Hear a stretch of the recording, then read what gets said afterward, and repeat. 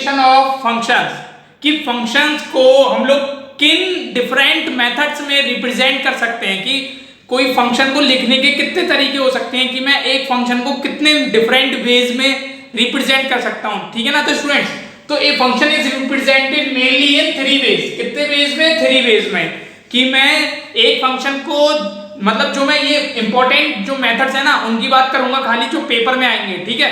तो मैं बेसिकली एक फंक्शन को तीन मेथड से रिप्रेजेंट कर सकता हूं, ठीक है। कितने मेथड से स्टूडेंट्स? तीन मेथड से। तो पहला मेथड कौन सा है? Analytical representation. एनालिटिकल से जैसे कि आपको नाम से लग रहा है कि मैथमेटिकली, यानी कि कोई इक्वेशन की फॉर्म में लिख सकता हूं मैं किसी फंक्शन को। मैं इसको अभी डिस्क्राइब करूंगा, पहले थोड़ा सा ब्रीफ बता दूं कि हम बेसिकली किसी फंक्शन को तीन तरीके से लिख सकते हैं। पहला है एनालिटिक रिप्रेजेंटेशन, जिसमें हम लोग क्या करेंगे, इक्वेशन की फॉर्म में लिखेंगे फंक्शंस को। दूसरा क्या है? Tabular representation. टेबुलर जैसे कि नेम से आपको क्लियर हो रहा हो कि किसी टेबल की फॉर्म में जब हम फंक्शन लिख रहे होंगे, ठीक है ना, तो किसी जब टेबल की फॉर्म में फंक्शन लिखेंगे तो टेबुलर रिप्रेजेंटेशन। तीसरा और लास्ट क्या है? स्टूडेंट्स, ग्राफिकल रिप्रेजेंटेशन, यानी कि हम किसी भी फंक्शन को ग्राफ की फॉर्म में रिप्रेजेंट कर रहे हो, यानी कि हम किसी भी फंक्शन को ग्राफ के थ्रू अगर प्रेजेंट कर रहे हैं तो वो कौन सा रिप्रेजेंटेशन होगा? वो होगा ग्राफिकल रिप्रेजेंटेशन, ठीक है स्टूडेंट्स। तो क्या समझा हमने कि एक फंक्शन को तीन तरीकों से हम लोग रिप्रेजेंट कर सकते हैं। पहला है analytical representation, tabular representation, graphical representation. Students, ये तीन तरीके के रिप्रेजेंटेशंस ही एग्जाम में पूछे जाएंगे। या तो फंक्शन आपको एनालिटिकल फॉर्म में गिवन होगा, या फंक्शन आपको टेबुलर फॉर्म में गिवन होगा, या फिर फंक्शन आपको ग्राफिकल फॉर्म में गिवन होगा, ठीक है। तो स्टूडेंट्स, एक एक करके मैं इसको अब डिस्क्राइब करता हूं कि बेसिकली रिप्रेजेंटेशन क्या है। तो पहला रिप्रेजेंटेशन था एनालिटिकल रिप्रेजेंटेशन, और मैंने आपसे कहा था कि इसमें हम इक्वेशन की फॉर्म में फंक्शन को रिप्रेजेंट करेंगे।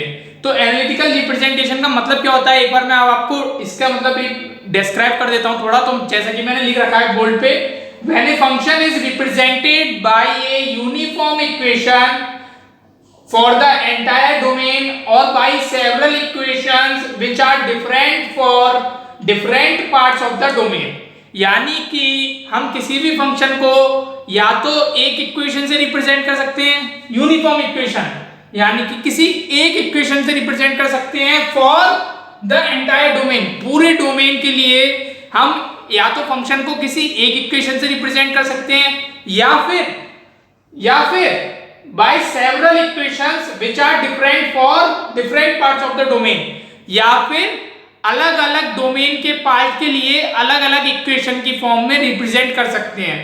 क्या मतलब हुआ स्टूडेंट्स? मैं एक एग्जांपल से समझाता हूं आपको कि देखो, एग्जांपल देखते हैं। पहला example, y equals to 5x square plus 2x। ये क्या है? ये एक फंक्शन है जहां पे x क्या है? x एक डिपेंडेंट वेरिएबल कहूं और y कैसा है? इंडिपेंडेंट वेरिएबल, ठीक है ना। तो देखो, ये एक फंक्शन है, ठीक है ना। देख लो, यूनिफॉर्म इक्वेशन है। देखो फंक्शन की ये क्या है?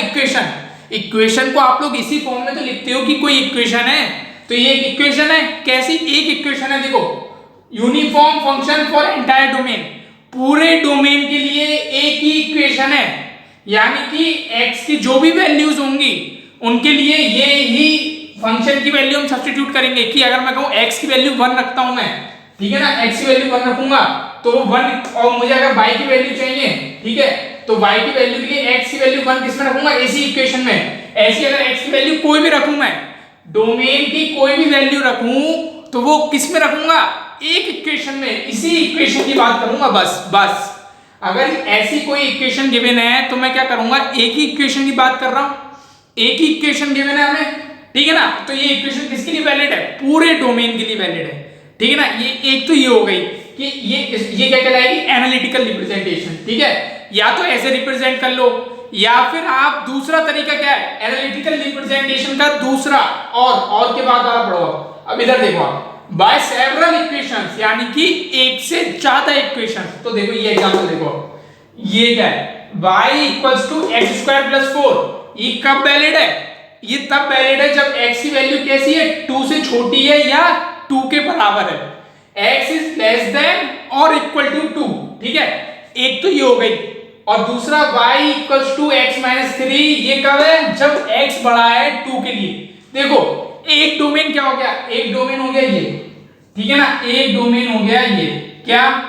एक डोमेन क्या हो गया कि x is less than equal to 2, एक डोमेन हो गया ये, ठीक है, एक डोमेन।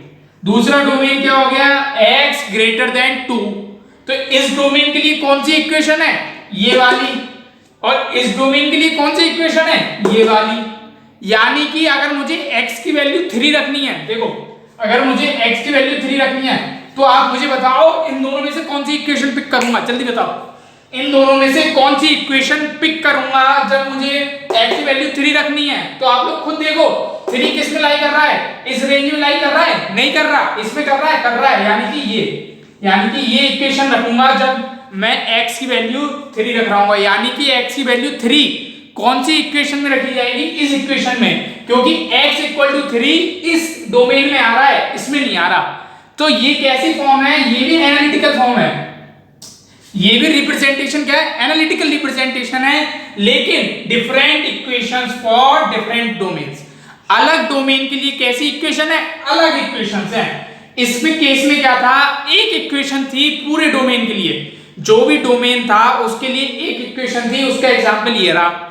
अब मैंने क्या कहा था कि मैं सेवरल मतलब एक से ज्यादा इक्वेशंस के फॉर्म में भी लिख सकता हूं फंक्शन को अलग अलग डोमेन के लिए, ठीक है ना। तो अगर एक डोमेन ये हो गया, एक डोमेन ये हो गया, इस डोमेन के लिए ये इक्वेशन, इस डोमेन के लिए ये इक्वेशन, यानी कि अलग अलग डोमेन के लिए अलग अलग इक्वेशन। तो ये दोनों फॉर्म कौन सी हैं, अगर मैं किसी फंक्शन को एक इक्वेशन की फॉर्म में रिप्रेजेंट कर रहा हूं तो भी एनालिटिकल रिप्रेजेंटेशन है, एक से ज्यादा फॉर्म में रिप्रेजेंट कर रहा हूं यानी कि एक से ज्यादा फॉर्म, यानी कि फॉर्म का मतलब एक से ज्यादा इक्वेशन की फॉर्म में रिप्रेजेंट कर रहा हूं तो भी एनालिटिकल रिप्रेजेंटेशन है, ठीक है ना स्टूडेंट। ये कब थी, ये जब एक इक्वेशन पूरे डोमेन के लिए है, या अलग अलग डोमेन है तो अलग अलग इक्वेशन है, ठीक है ना। लेकिन ये भी क्या है, ये भी एनालिटिकल रिप्रेजेंटेशन है। तो एनालिटिकल रिप्रेजेंटेशन क्या है, when a function is represented by a uniform equation for the entire domain, जिसका एग्जांपल ये रहा, और by several equations which are different for different parts of the domain, जिसका एग्जांपल ये रहा, ठीक है ना स्टूडेंट। तो अब समझ गए होंगे आप लोग एनालिटिकल रिप्रेजेंटेशन क्या है, किसी भी फंक्शन को इक्वेशन की फॉर्म में रिप्रेजेंट करना एनालिटिकल रिप्रेजेंटेशन है। वो एक इक्वेशन भी हो सकती है पूरे डोमेन के लिए, एक से ज्यादा इक्वेशंस भी हो सकती हैं अलग अलग डोमेन के लिए, ठीक है ना। तो ये होती है students analytical representation. Second representation क्या था स्टूडेंट्स, टेबुलर रिप्रेजेंटेशन। तो टेबुलर रिप्रेजेंटेशन क्या होता है, यानी कि हम कोई भी फंक्शन को, जैसा कि आप लोग नेम से समझ पा रहे होंगे, किसकी फॉर्म में रिप्रेजेंट करें, टेबल की फॉर्म में रिप्रेजेंट करें।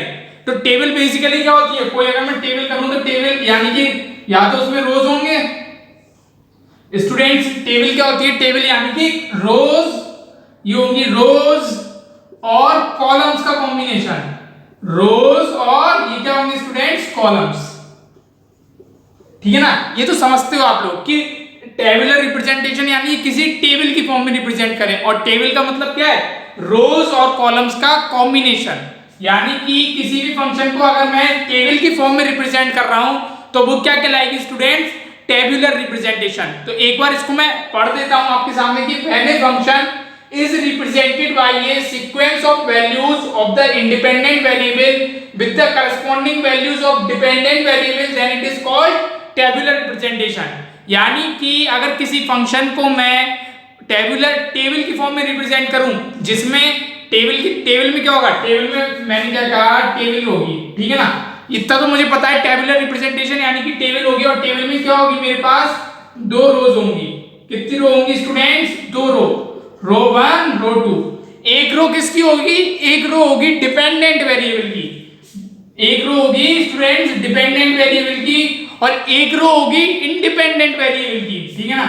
तो रो 1 मैंने मान लिया इंडिपेंडेंट वेरिएबल की रो है, और रो 2 क्या है, डिपेंडेंट वेरिएबल की रो है। तो ये जो वैल्यूज होंगी ना, इंडिपेंडेंट वेरिएबल की जितनी वैल्यूज होंगी उतने कॉलम्स होंगे, ठीक है ना। तो इन कॉलम्स में क्या लिखा होगा, इसमें लिखी होंगी इसकी वैल्यूज x की, यानी कि इंडिपेंडेंट वेरिएबल की वैल्यूज रो 1 में लिखी हुई हैं, और इसके करस्पॉन्डिंग जो y की वैल्यू है, यानी कि जो डिपेंडेंट वेरिएबल की वैल्यू है, वो कहां लिखी होगी, अगली रो में, वो इसमें लिखी होगी। यानी कि क्या होगा, यही मैंने लिखा है स्टूडेंट्स की, क्या होगा, represented by sequence of values of the independent variable sequence of values of the independent variable with the corresponding values of dependent variable, यानी कि अगर x की वैल्यू यहाँ कुछ है तो उसके करस्पॉन्डिंग y की वैल्यू ये रही, यहाँ कुछ है x की वैल्यू तो y की वैल्यू ये रही इसके करस्पॉन्डिंग, यानी कि ये कुछ है तो ये रही। तो ये जो रिप्रेजेंटेशन होगी ये कैसी होगी स्टूडेंट्स, ये होगी स्टूडेंट्स टेबुलर रिप्रेजेंटेशन। जैसा कि मैंने एक एग्जांपल भी दिए हैं तो यहाँ पे तो समझाता हूँ एग्जांपल से भी। देखो टेबल है, देखते ही समझ आ रहा है ना, रोज है कॉलम्स हैं तो टेबल की फॉर्म तो है, ठीक है। देखो दो रोज हैं, एक रो में क्या है, ये कैसा वेरिएबल है, इंडिपेंडेंट वेरिएबल ये रहा, ठीक है ना। कैसा वेरिएबल है स्टूडेंट्स, ये इंडिपेंडेंट वेरिएबल। और ये कैसा वेरिएबल है स्टूडेंट्स, डिपेंडेंट वेरिएबल, क्योंकि ये किस पर डिपेंड कर रहा है, ये इसकी वैल्यू पे डिपेंड कर रहा है, ठीक है ना। तो जैसा मैंने कहा x की वैल्यू अगर 1 है तो y की वैल्यू क्या आएगी 1, यानी कि 1 रखने पे y की वैल्यू क्या आ रही है 1, 2 रखने पे y की वैल्यू क्या आ रही है 4, x की वैल्यू 3 रखने पे y की वैल्यू क्या आ रही है 9, x की वैल्यू 4 रखने पे y की वैल्यू क्या आ रही है 16, x की वैल्यू 5 रखने पे y की वैल्यू क्या आ रही है 25, x की वैल्यू 6 रखने पे y की वैल्यू क्या आ रही है स्टूडेंट 36।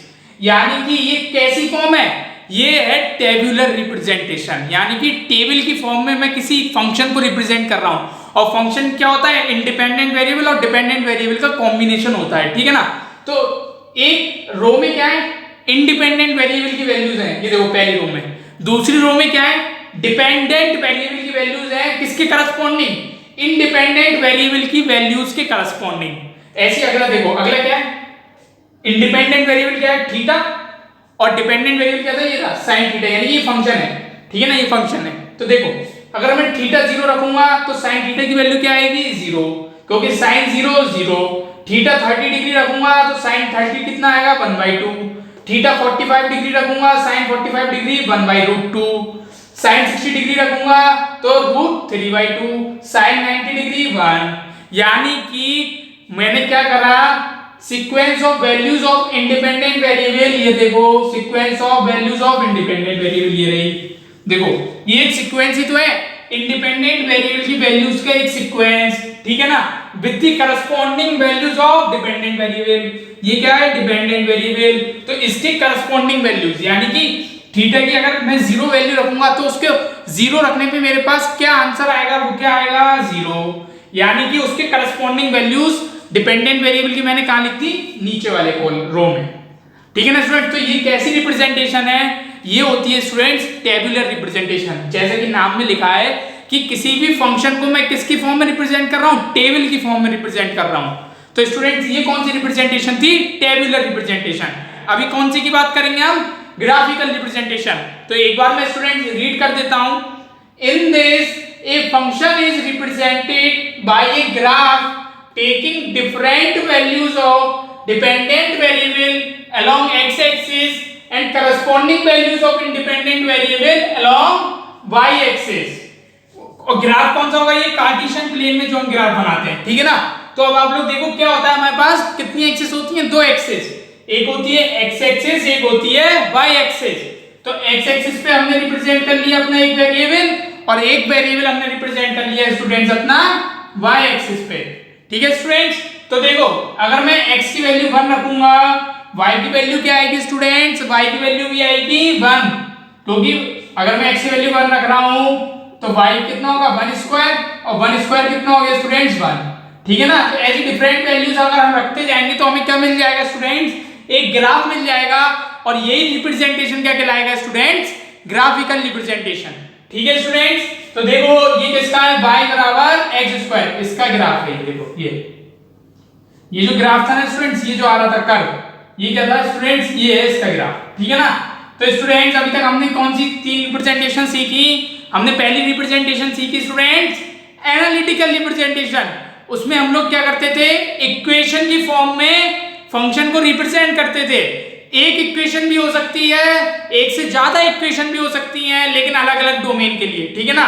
अगर एक ही डोमेन की बात कर रहा हूं तो एक इक्वेशन है, और अलग अलग डोमेन की बात कर रहा हूं तो 2 इक्वेशन हो सकती हैं, ठीक है ना।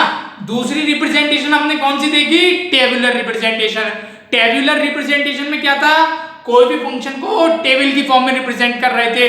तो एक रो क्या दिखाती थी, एक रो दिखाती थी एक वेरिएबल की वैल्यूज और दूसरी रो दिखाती थी दूसरे वेरिएबल की वैल्यूज उसी के करस्पॉन्डिंग, ठीक है ना। तीसरी रिप्रेजेंटेशन क्या है, तीसरी रिप्रेजेंटेशन है स्टूडेंट्स ग्राफिकल रिप्रेजेंटेशन।